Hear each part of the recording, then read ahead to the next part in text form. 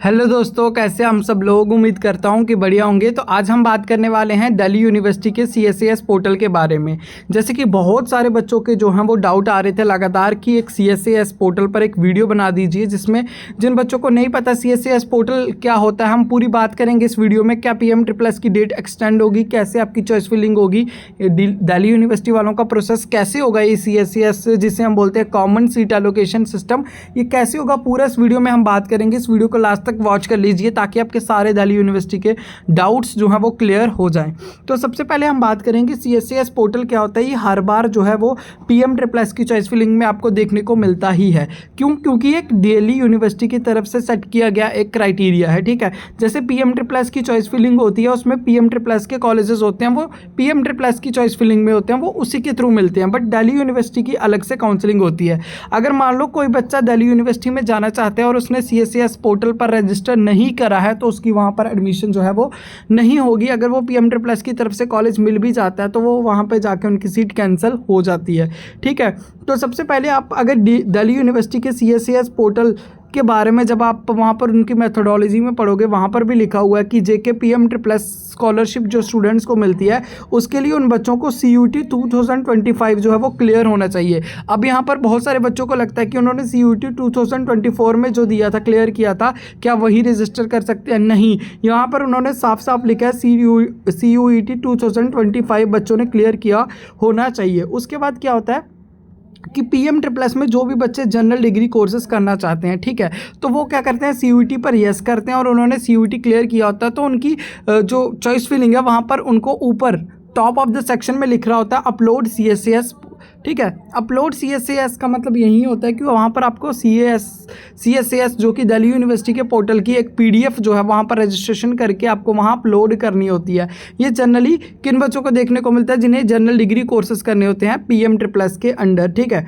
वहाँ पर आपको मैं बताऊँगा CSAS पोर्टल का सबसे पहले फेजेस में वहाँ पर होती है, ठीक है। सबसे पहले होता है फेज़ 1 जो होता है उसमें आपकी रजिस्ट्रेशन होती है CSAS पोर्टल पर, ठीक है। तो वहाँ पर क्या करेंगे, जितने भी बच्चे ये करना चाहते हैं वो वहाँ पर जाकर न्यू रजिस्ट्रेशन नाम से आपको दिखेगा, वहाँ पर जाकर आप रजिस्टर कर लीजिए। वहाँ पर आपको एप्लीकेशन नंबर डालना होता है अपना, और फिर CUET का, और फिर DOB डाल के आपको क्या करना होता है, वहाँ पर पूरा रजिस्ट्रेशन का प्रोसेस जैसे भी होगा वो आपको कंप्लीट कर लेना है। उसमें कुछ फ़ीस होती है, जैसे कि अनरिजर्व कैटेगरीज़ की जो है वो 2000 नहीं 250 होती है, और SC/ST वालों के या PWD वालों के लिए 100 रुपीज़ होती है, जो कि नॉन रिफंडेबल फ़ीस होती है। वहाँ पर आपको जाके पहले रजिस्ट्रेशन कर लेना है। देन वहाँ पर आपको कौन से सब्जेक्ट चूज़ करने हैं, मोस्टली वही सब्जेक्ट चूज़ करने हैं जो आपने 12th में भी पढ़े हैं और CUET में भी आपने दिए। ऐसा नहीं होना चाहिए कि आपने जैसे मान लो CUET में आपने पॉलिटिकल साइंसेस जो है वो आपने चूज़ कर लिया, बट 12th में जो है वो आपने पॉलिटिकल साइंस रखा ही नहीं था, तो वो ऑटोमेटिकली आपका सब्जेक्ट वहाँ पर कैंसिल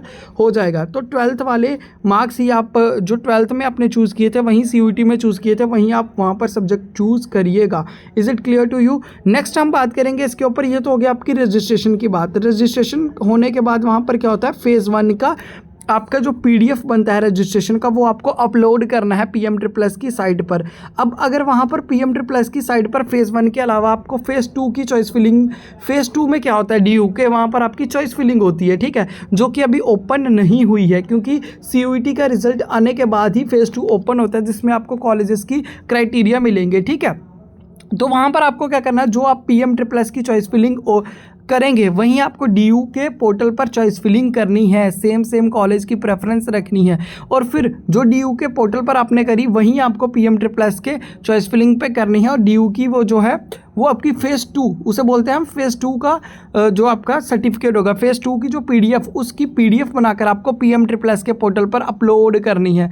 अब यहाँ पर बच्चों के लिए बहुत बड़ा डाउट आ रहा है कि PM++ की चॉइस फिलिंग तो अभी स्टार्ट हो गई है, बट DU की चॉइस फिलिंग स्टार्ट नहीं है, तो हम वो फेज़ 2 का जो है वो कैसे डाल पाएंगे, ठीक है। तो फेज़ 2 का अब PM++ की चॉइस फिलिंग PM++ के पोर्टल पर आपसे फेज़ 2 की रजिस्ट्रेशन का वो चॉइस फिलिंग का वो जो है वो मांग रहा है, तो आप अब नहीं अपलोड कर पा रहे हैं क्योंकि वहाँ पर ओपन नहीं है। तो इस केस में क्या हुआ था, पिछली बार भी अगर ऐसा हुआ तो दिल्ली यूनिवर्सिटी की तरफ से जो है ये एक अलग क्राइटेरिया होता है, इसमें PM++ नहीं है। जैसे बाकी कॉलेजेस वाले जो हैं वो अपना क्राइटेरिया रखते हैं कि नीट क्वालिफाई होना चाहिए, ये होना चाहिए, वैसे दिल्ली यूनिवर्सिटी का क्राइटेरिया अब दिल्ली यूनिवर्सिटी पर डिपेंड करता है और दूसरा डिपेंड करता है PM++ पर। PM++ ने पिछले साल भी ऐसा ही किया था, उसने जो है वो डेट एक्सटेंड की थी सिर्फ DU वाले स्टूडेंट्स के लिए, क्योंकि उनका क्लैरिफिकेशन आने में भी फिर टाइम लगता है, फिर आपकी ये चॉइस फिलिंग में भी टाइम लगता है, तो इनका प्रोसेस के लिए अलग से डेट एक्सटेंड होती आई है और होप इस बार भी होगी। इसलिए इन बच्चों को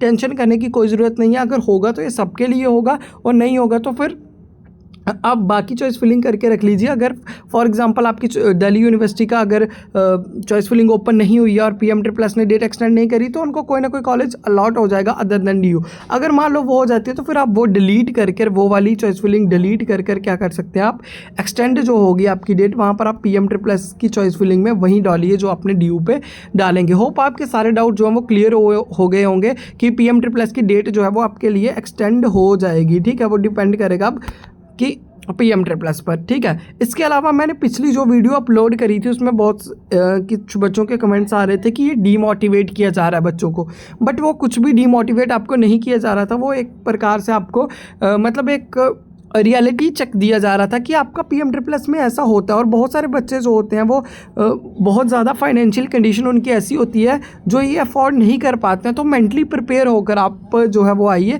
मैं ये नहीं बोला कि PM++ एक गलत स्कीम है, मैंने बोला कि बहुत अच्छी स्कीम है सब बच्चों के लिए जो भी मतलब फाइनेंशियली जिनके पास एड नहीं है, इतना नहीं कर सकते हैं, उन सब के लिए आपको जो है स्कॉलरशिप मिलती है, पूरी आपको मिलती है, बट थोड़ा सा डिले होता है, तो इसलिए मैंने ये वीडियो बनाई थी। बट कुछ बच्चों को वो नेगेटिव तरीके से ले रहे हैं, वो नेगेटिविटी के लिए नहीं थी। ठीक है, तो होप आपको ये भी डाउट क्लियर हुआ होगा। और बाकी बच्चों का जो है वो डाउट आ रहे हैं कि 26 कल क्या है, कल आपका क्या होगा कि आपकी चॉइस फिलिंग क्लोज हो जाएगी और आपको बोला गया कि मेरिट लिस्ट अनाउंस होगी, वो अब कल देखते हैं। आपका 5 बजे चॉइस फिलिंग क्लोज होने के बाद आपकी मेरिट जो है वो आपके पोर्टल पर आता है कि नहीं।